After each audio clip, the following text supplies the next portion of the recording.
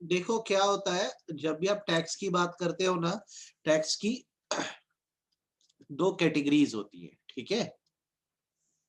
आपको मैं एक डिटेल बता दे रहा हूँ ताकि आपको पता रहे। जब भी आप टैक्स पे करते हो, टैक्स की बात करते हो, टैक्स की दो कैटेगरी रहती है। एक होता है डायरेक्ट टैक्स, जो डायरेक्टली आपकी इनकम पे दिया जाता है।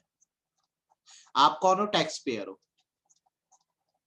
तो इसमें क्या किया जाता है, बेसिकली आप जो कमाते हो उन चीजों को 5 हेड में बांट दिया जाता है। एक हेड होता है सैलरी, एक होता है हाउस प्रॉपर्टी, एक होता है PGBP, profession gain from business, ठीक है। एक होता है कैपिटल गेन, जो एसेट्स बेचते वहां से कमाई, और एक होता है अदर। सोर्स। ये आपकी इनकम से डायरेक्टली क्लेम किया जाता है। टैक्स की एक दूसरी ब्रांच होती है जिसे इनडायरेक्ट टैक्स बोला जाता है।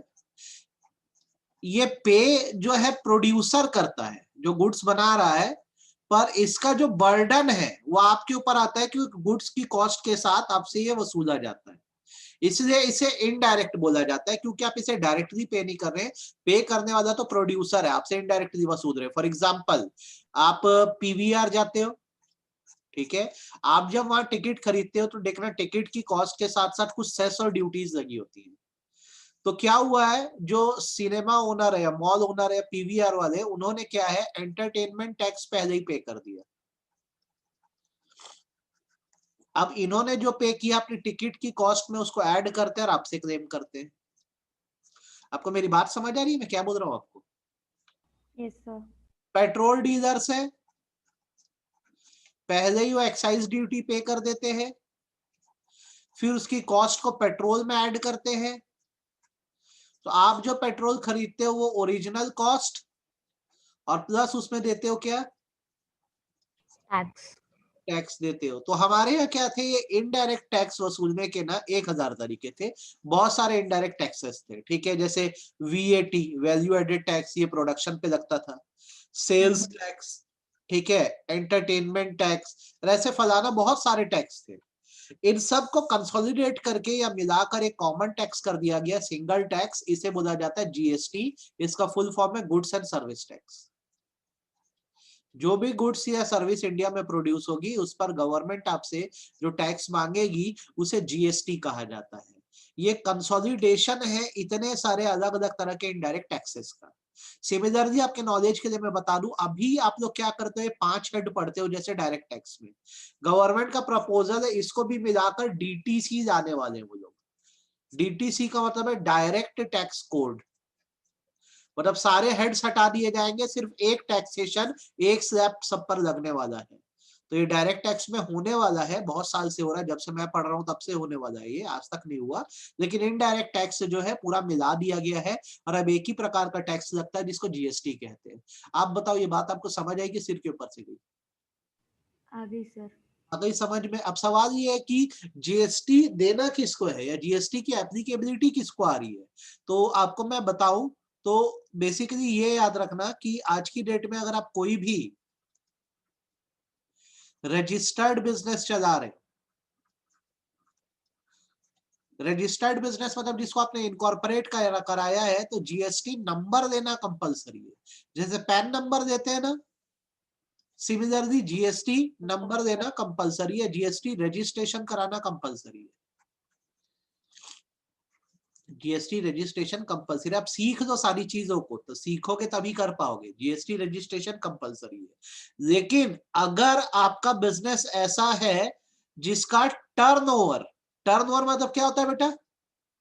Sales, total annual value. ठीक है, तो अगर आपका टर्नओवर या एनुअल सेल्स किसी नॉर्मल एरिया में, नॉर्मल एरिया मतलब वो एरिया होता है जो Jammu and Kashmir hilly areas को छोड़कर होता है, वो नॉर्मल एरिया है। अगर आप नॉर्मल एरिया में वर्क कर रहे हो, और यदि आपका टर्नओवर 40 लाख रुपए से ऊपर का हो जाता है, कितने से ऊपर का हो जाता है? 40 लाख। 40 लाख। के ऊपर जीएसटी की एप्लीकेबिलिटी आ जाती है, आपको जीएसटी टैक्स भरना होता है। सिमिलरली अगर आप जम्मू एंड कश्मीर या कोई हिली एरिया में रह रहे हो, तो इसकी एप्लीकेबिलिटी आ जाती है 10 लाख रुपए और ऊपर से। अगर आपका वर्क जम्मू एंड कश्मीर में है, कोई हिली एरिया में है, तो आपका टर्नओवर अगर 10 लाख के ऊपर हो गया तो आपको जीएसटी का टैक्स भी पे करना होगा। देखो जीएसटी नंबर तो सबको देना है, जीएसटी रजिस्ट्रेशन हर रजिस्टर्ड बिजनेस को करवाना है। टैक्स लायबिलिटी कब से बनने लगती है? तो जब नॉर्मल एरिया में आप भारत के काम कर रहे हो और आपकी अगर टर्नओवर 40 लाख के ऊपर हो, या फिर अगर आप जम्मू एंड कश्मीर या कोई हिली एरिया में काम कर रहे हो और आपका टर्नओवर कितने से ऊपर हो जाए? 10 लाख के ऊपर हो जाए। कितना क्लियर है? Yes sir. अच्छे से। तो अगर एक बात बताओ, मैं अभी छत्तीसगढ़ में बिजनेस कर रहा हूं, तो मेरे ऊपर जीएसटी की एप्लीकेबिलिटी जो है वो कितने टर्नओवर के ऊपर में आएगी? 40 लाख और मोर। 40 लाख। कितना क्लियर हो गया ये बात मेरी, ये बताओ। Yes sir. अच्छे से कि आधा अधूरा? अच्छे से सर। अच्छे से। तो अब अपने को क्या करना है, अभी अपन बिजनेस चालू करेंगे तो जीएसटी रजिस्ट्रेशन कराना है। तो कैसे कराए? तो इसकी ससम्मान वेबसाइट है, वेबसाइट का नाम है gst.gov.in। ठीक है, आपको क्या करना है, यहाँ पे सर्विसेज वाले कॉलम पे जाना है। ठीक है, देख लो, प्रैक्टिकली पता रहता है तो हमेशा बेटर होता है।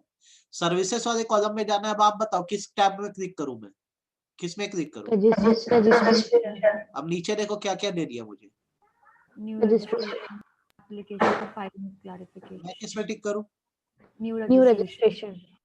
ये मैं टिक कर दिया भाई, ये खुल गया फॉर्म। ठीक है, Hmm. आई एम मैं कौन हूं?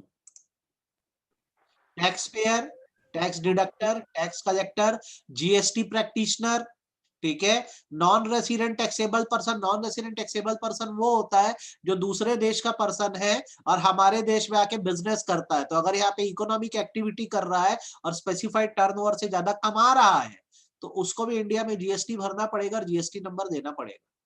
ठीक है, फिर से रिपीट कर देता हूं आपकी बात को। यूएस का पर्सन है, मुंबई आया है, एक मेला लगा है, वहां पे आके सामान बेचता है, जबरदस्त कमाई कर दिया, तो भारत में कमाई किया है तो टैक्स पे करेगा कि नहीं करेगा? करेगा। तो उसको इस कैटेगरी में डालना, किसमें? Non resident taxable person. समझ गए?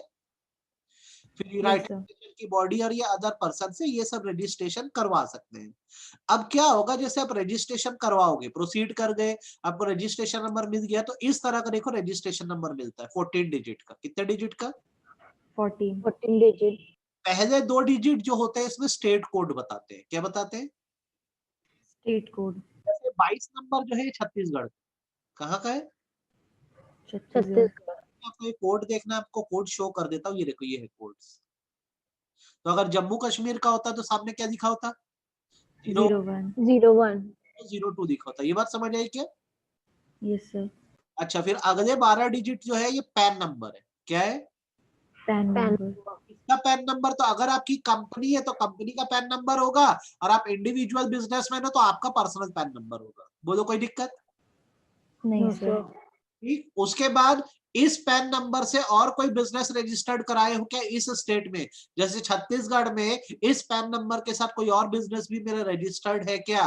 वो नंबर होता है, एंटिटी नंबर होता है। जैसे ऑलरेडी मेरा एक दूसरा बिजनेस है, उसके लिए मैंने जीएसटी रजिस्ट्रेशन दे दिया है, तो अभी जो नए बिजनेस के लिए दे रहा हूँ तो यहाँ पे 2 दिखा जाता है। आई मेरी बात समझ में? Yes sir. उसका जेड डिफॉल्ट कोड है, जेड दिखाई होता है, जेड डिफॉल्ट कोड है, जेड होता ही है। ठीक है, बोलो कोई दिक्कत? नहीं नो sir. सर। अच्छा, लास्ट है 5, ये रजिस्ट्रेशन नंबर है। सम डिजिट बोलते हैं इसको, रजिस्ट्रेशन नंबर बोलते हैं। आखिरी के 5 नंबर रजिस्ट्रेशन नंबर होगा। ठीक है, अब बिना Yes, देखे sir. बोलो क्या क्या है। पहले 2 नंबर क्या डिनोट करते हैं? State State code. code. State फिर कोड। हमारा फिर PAN 10 number. डिजिट्स का पेन नंबर। फिर अपना उसके वो बाद रहेगा कि entity कितना number. रजिस्ट्रेशन करवा चुके हैं अपन, तो उसमें चेंज होगा। फिर और Z Z by default default और और last में फाइनल 5. सम। हाँ, लास्ट डिजिट जो तो सम के होते हैं, लास्ट सम कोड। डिजिट होता है। कोई दिक्कत? No sir. समझ आया कि सिर के ऊपर से क्या अभी तक? ये बताओ। आ गया सर। फिर आ गया. है। और जब तुम लोग कैसे नोट्स नहीं थे तो मेरे को कल ही बताना था ना, मैं भूल गया था एक्चुअल में। भूल गया था मतलब वो वाले नोट से फोटो कॉपी कराना डब भूल गया था मैं। इसका अभी दे देना तो लोग प्रियंक सर की क्लास से निकलते टाइम। ठीक है, Yes sir. Yes sir. ठीक है, वीडियो तो आपको मैंने भेज दिया है, पर पिछली और पिछली क्लास दोनों के उसको देख लेना। ठीक है, कहाँ भेजे? ग्रुप में तो अरे अभी भेजे वेदिका सुबह. अच्छा ठीक है, मैं देखी नहीं। कई बार भाई लेट हो जाता हूँ, नेटवर्क अटक जाता है, तो मेरे को ना रिमाइंड आप कर दिया करो सर भेजो ही, है ना? ऐसे तो मैं upload yes Yes sir. sir. कभी होता है, अटक जाता है, तो मेरे को बोल दिया करो। ठीक है, और बिल्कुल फ्रैंकली बोल दिया करो सर आपने ये नहीं कराया, नहीं भेजा है। समझ रहे हो मेरी बात को? Yes sir. ये जीएसटी Yes. आ गया कि नहीं भैया, ये बताओ तुम। आ आ गया गया सर। सर। आ गया बोल रहे हो, तो चलो अब इसको पढ़ना भी शुरू कर सकते हैं, इसमें अब अपने को परेशानी नहीं जानी चाहिए। ठीक, लाइन सी है, ठीक, जो जरूरी है उसको पढ़ते हैं। Section 22 of central goods and service tax act 2017 mandate that every person who has aggregate turnover for sale of goods of more than कितना 40 lakhs. in the relevant financial year is liable to be registered under the act. It may be noted that northeastern state the threshold is 20 lakh और उसके बाद special category 10 lakh. Special category में क्या आ रहा है? Jammu and Kashmir, hilly areas, Jammu Kashmir और hilly areas. Hilly areas. बोलो कोई दिक्कत? नॉर्थ ईस्टर्न में कितना बोल रहा है? 20 लाख। तो नॉर्थ ईस्टर्न स्टेट में किसको किसको अपन दे रहे हैं? तो इसमें अपन दे रहे हैं किसको? अरुणाचल प्रदेश को, मणिपुर को, मेघालय को, मिजोरम को, नागालैंड को, सिक्किम को, त्रिपुरा को। बताओ कोई दिक्कत? नहीं सर। ये क्लियर है?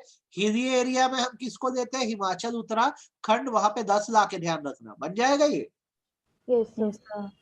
If a person has his place of business in different state and one of the branches is in any of the state mentioned above, that is Jammu, Kashmir या North Eastern, the threshold limit for GST registration would be reduced to 10 lakh since GST is evolving registration। ठीक है, इतना बस पढ़ना। ठीक, website का नाम क्या पढ़ोगे, दिखा तो दिया हूँ। ठीक है, अब यह लाइन थोड़ा VIMP है, इसको आपको थोड़ा समझना पड़ेगा।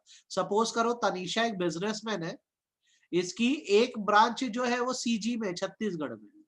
तो नॉर्मली इसको टैक्स जो है वो 40 लाख के ऊपर के टर्नओवर पे भरना है, लेकिन साथ साथ एक ब्रांच जो है वो जम्मू एंड कश्मीर में है। तो इसके लिए थ्रेशोल्ड क्या होगा? 40 लाख की 10 लाख? 10 लाख, 10 10 लाख। लाख। अगर आपकी ब्रांच जो है जम्मू एंड कश्मीर या नॉर्थ ईस्टर्न स्टेट्स में है तो आपके लिए थ्रेशोल्ड लिमिट 10 लाख की हो जाएगी। आप बताइए कोई दिक्कत इसको लेकर?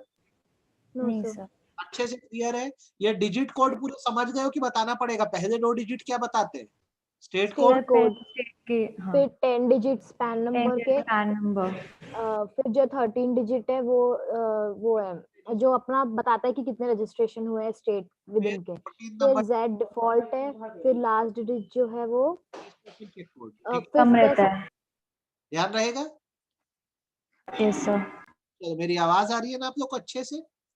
हाँ यस सर। इसमें कोई दिक्कत नहीं है? मुझे 1 मिनट दो, तो थोड़ा सा ना वायरिंग फॉल्ट कहीं हमारे कहीं बार बार बार बार क्यों हो रहा है, तो हिल क्यों रहा है?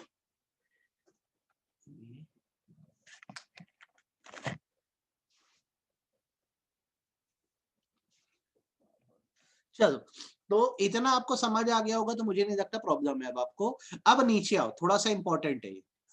रजिस्ट्रेशन मेनली किसके किसके लिए कंपलसरी किया गया है? ठीक है, आगे पढ़ लो क्या लिखा है। Irrespective of turnover, normally businessman के लिए तो बोला गया है यार 40 लाख और ये 10 लाख का टर्नओवर वाला किस्सा है। कुछ लोग ऐसे हैं जिनको टर्नओवर कितना भी हो रजिस्ट्रेशन कराना जरूरी है, मतलब टैक्स पे करना जरूरी है। मेरी बात सुनाई दे रही है? समझ आ रही है मैं क्या बोल रहा हूँ? Yes sir. कुछ लोग ऐसे हैं जिन पर टर्नओवर का क्राइटेरिया अप्लाई नहीं हो रहा है, इनको रजिस्ट्रेशन करवाना ही पड़ेगा। पहला, एक सप्लायर जो इंटर स्टेट सप्लाई करता है, मतलब एक स्टेट से दूसरे स्टेट में माल भेजता है, सामान भेजता है। दूसरा, yes sir. Casual taxable person. कौन? Casual taxable person. वेदिका रहती है छत्तीसगढ़ में, सीजी में। ठीक है, लेकिन क्या करती है, कहीं भी एग्जीबिशन लगता है, जैसे मान लो एग्जीबिशन लगा राजस्थान में,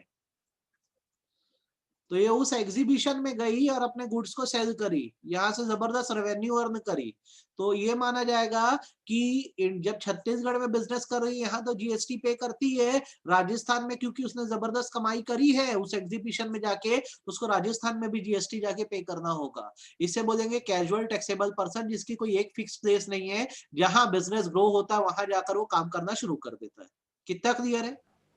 yes sir. Clear. Casual word से सुन लो ना, कैजुअल मतलब क्या होता है? जो फिक्स ना हो।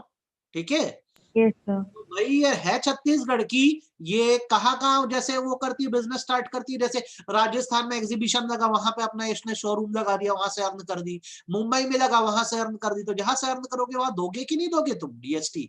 देंगे। ठीक है, yes sir. Non resident taxable person, मुझे बताना पड़ेगा कि आपको समझ आ गया? समझझ आ गया सर। क्या समझ आया? कि सर कोई जो भी person जो है वो फॉरेन में रहता है लेकिन बिजनेस उसका प्रॉफिट अर्न यहाँ से करता है, तो उसको यहाँ पे टैक्स पे करना पड़ेगा। ई कॉमर्स ऑपरेटर किसको बोलते हैं?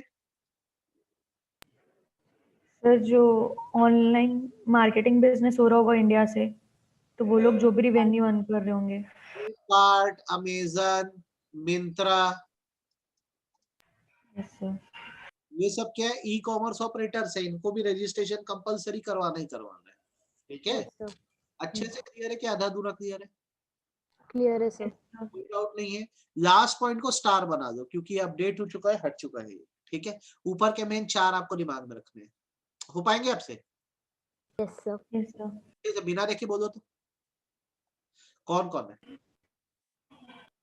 कैजुअल वो कैजुअल वर्कर्स, कैजुअल बाद नॉन, हाँ casual taxable person, non taxable resident, non resident है ना, और ई कॉमर्स ऑपरेटर, हाँ ई कॉमर्स ऑपरेटर।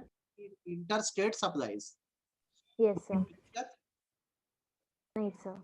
अच्छे से क्लियर है? अच्छा, किनको रजिस्ट्रेशन नहीं करवाना है? किनको रजिस्ट्रेशन नहीं करवाना है? ठीक है, पहला, ऐसे लोग जो वो गुड्स या सर्विस बनाते हैं जिन पर जीएसटी नहीं लगता है, are not liable to tax, मतलब जिनको जीएसटी नहीं देना है। ठीक है, कुछ कमोडिटी ऑफ गुड्स है अक्सर जो एग्रीकल्चर से रिलेट करती है, उस पे जीएसटी नहीं लगाया जाता, फार्मर से नहीं वसूलते, तो they are not liable to tax. बताओ कोई दिक्कत? नहीं सर। दूसरा, कुछ ऐसी कैटेगरी की गुड्स और सर्विस जिनको अभी एग्जेम्प्ट किया गया है। फिर शब्द सुनना, अभी एग्जेम्प्ट किया गया है का मतलब यह है कि बाद में एग्जेम्पशन हटाया भी जा सकता है। लाइन्स में फर्क देखो, are not liable to tax मतलब देना ही नहीं है, एग्जेम्प्टेड फ्रॉम टैक्स मतलब अभी मना है, कल को एग्जेम्पशन हटा दिए तो पे करना पड़ेगा।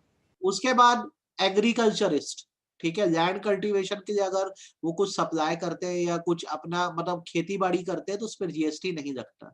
उसके बाद गवर्नमेंट ने कुछ स्पेशल कैटेगरीज बना दी है जिन पर जीएसटी अप्लाई नहीं होगा या जिनको जीएसटी में रजिस्ट्रेशन नहीं करवाना। ठीक है, लिस्ट पढ़ दो, आपके मन में कोई डाउट हो तो आप बताओ किनको करवाना है किनको नहीं करवाना, दोनों की लिस्ट पढ़ो 2 मिनट और मेरे को बताओ आपको समझ आया कि नहीं आया। और कोई पॉइंट ऐसा है जो मुझसे पूछना हो तो मुझे बताना कि सर ये पॉइंट बता दो।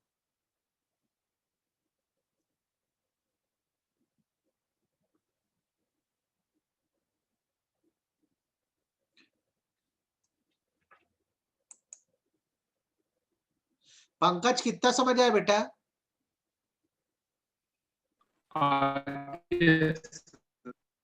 इसको पढ़ के बताओ बेटा मेरे को।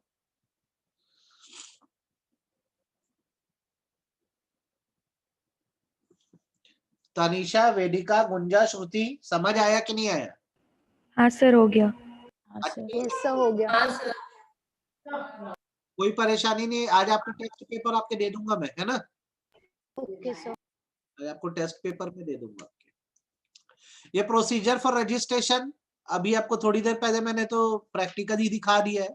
ठीक है, आप बस इतना सिंपल सा कंसेप्ट समझ लो, जिसे भी जीएसटी में रजिस्ट्रेशन करवाना होता है तो बेसिकली जब लाइबिलिटी आपके ऊपर आती है, जैसे 40 लाख के ऊपर टर्नओवर हो गया तो उसके 30 दिन के अंदर आप अपना रजिस्ट्रेशन करवा लो। ठीक है, ये आप कैजुअल या नॉन रेसिडेंट टैक्सेबल पर्सन हो तो उस कैटेगरी में आने के 5 दिन के अंदर अपना रजिस्ट्रेशन करवा लो। ठीक है, दोबारा रिपीट कर दे रहा हूँ यार, मैं एक बिजनेसमैन हूँ।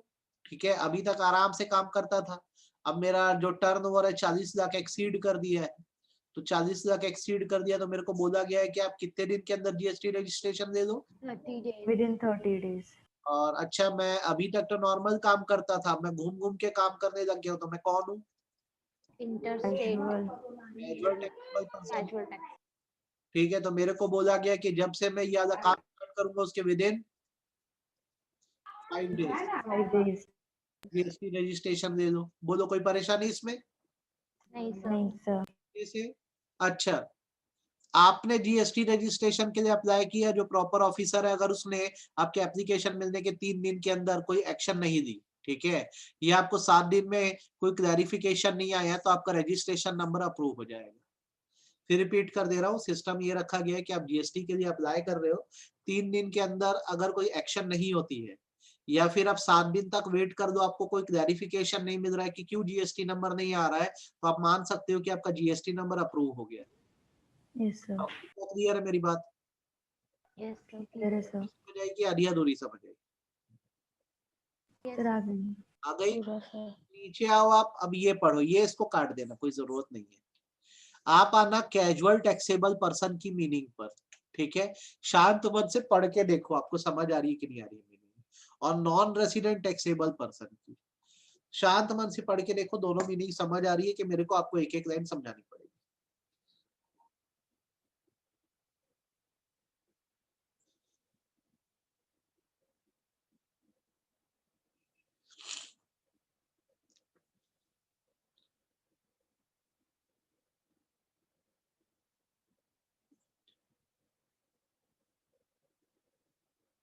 कोई लाइन, कोई वर्ड जो मैंने बताया है और आपको ना मिल रहा हो, एग्जाम्पल भी देख लो।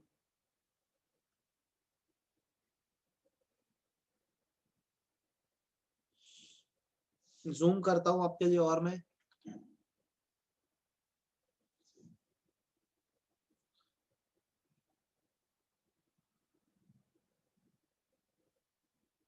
शब्द समझ आ रहे हैं, मीनिंग समझ आ रही है? हाँ या ना में बताओ मेरे को। हाँ सर। हाँ सर हो सर। गया। क्या लिखा है? Casual taxable person. श्रुति जो है वो कहाँ रहती है? मान लो छत्तीसगढ़ में, कुछ समय के लिए एक एग्जीबिशन या फेयर लगा है जैसे मुंबई में, तो कहाँ बिजनेस कर रही है? मुंबई। तो उसको जीएसटी कहाँ पे करना पड़ेगा? मुंबई। मुंबई में। अच्छे से समझ आया कि सिर के ऊपर से गया? ईमानदारी से बताओ। सर आ आ गया गया। सर। ये पढ़ लिए हो क्या? नॉन रेसिडेंट टैक्सेबल पर्सन, इसको पढ़ के देख दो, हाँ समझ। सर। Yes sir. पढ़ लिए क्या? हाँ हाँ। सर।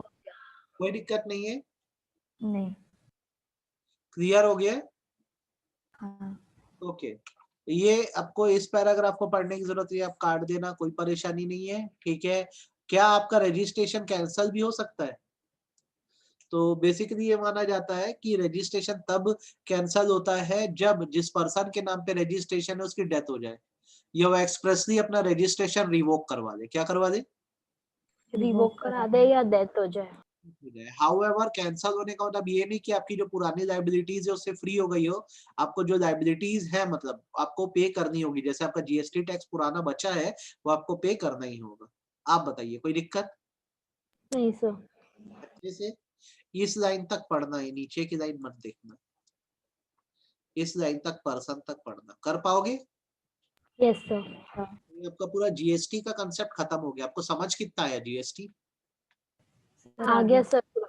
अच्छे से आ गया? तो अभी तक तुमने क्या क्या पढ़ दिया? पैन पढ़ दिया, टैन पढ़ दिया, जीएसटी पढ़ दिया, तीनों क्लियर हो गया आपको? यस हाँ सर। तो इस नोट्स में मार्किंग कर देना, और ये तो भेज ही दिया हूं मैं वीडियो, है ना? ठीक है? Yes yes sir. सर। तो आगे क्या पढ़ना है समझो। अब हमको ये पढ़ना है कि शॉप कैसे स्टार्ट की जाती है। क्या पढ़ना है?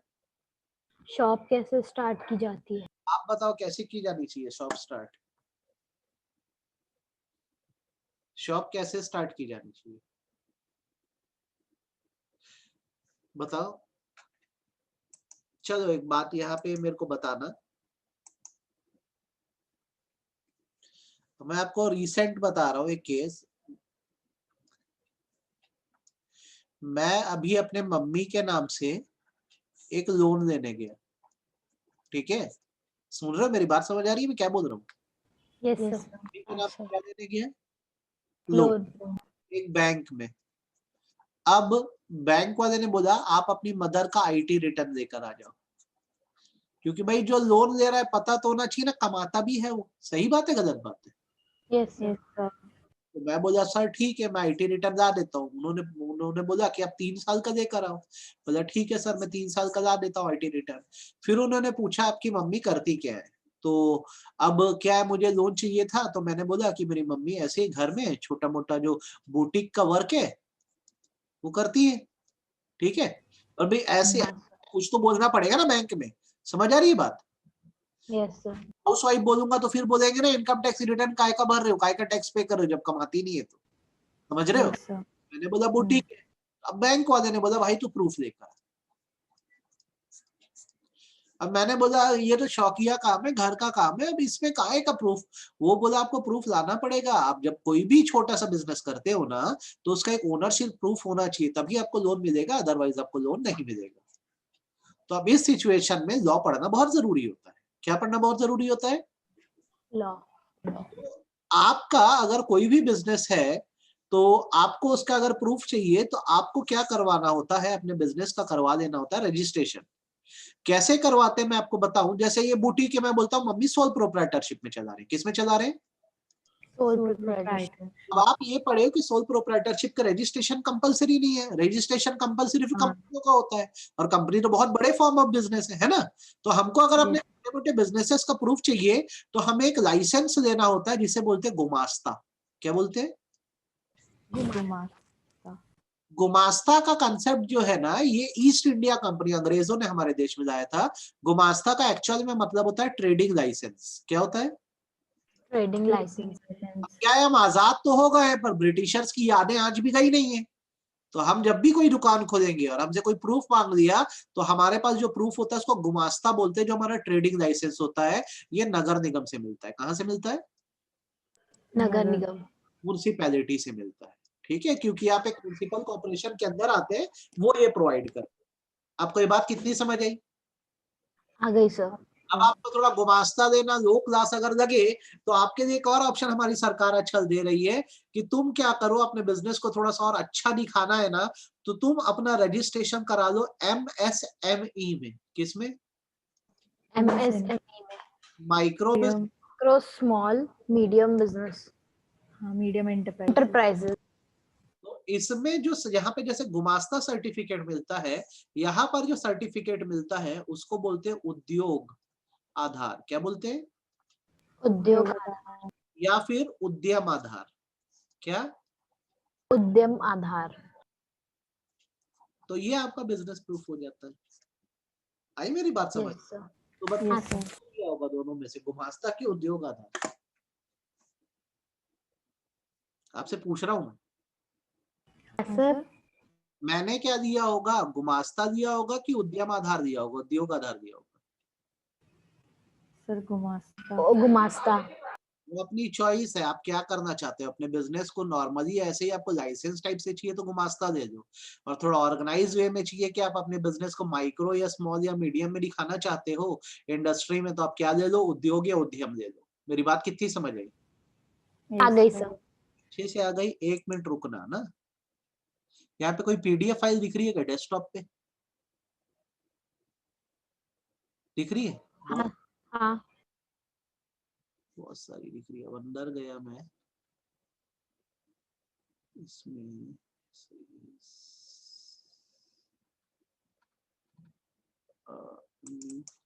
GKET।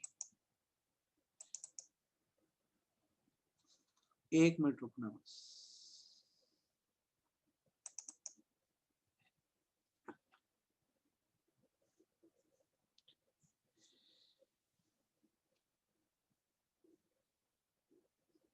इस प्रकार का मिलता है, देखो क्या लिखा है? उद्यम रजिस्ट्रेशन सर्टिफिकेट। ये हमने बना दिया। ठीक है, अब यस सर। ये आपको बनाना सिखाऊंगा। ठीक है, कैसे बनाते हैं ये। Yes sir. तो इसको लेने से अब ये प्रूफ हो गया कि बिजनेस है। देखो सारी चीज इसमें आ जाती है, मेजर बिजनेस एक्टिविटी, एंटरप्राइज का नाम। ठीक है, सारी चीजें इसमें आ जाती है।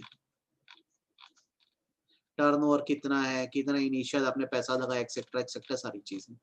तो आपकी चॉइस है, आप गुमास्ता भी दे सकते हैं या ऐसे उद्यम आधार या उद्योग आधार भी दे सकते हैं। आपको मेरी बात समझ आई? तो कल क्लास में यही पढ़ेंगे कि शॉप्स को कैसे रजिस्टर कराया जाता है। समझ गए मेरी बात को?